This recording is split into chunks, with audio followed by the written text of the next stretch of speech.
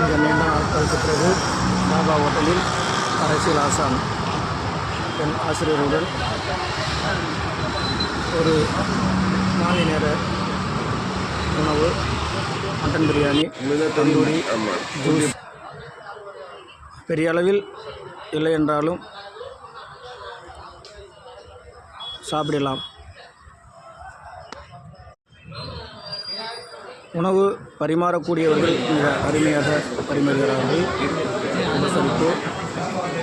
ஆனால் உணவு கொஞ்சம் தரம் குறைவாக இருக்கிறது.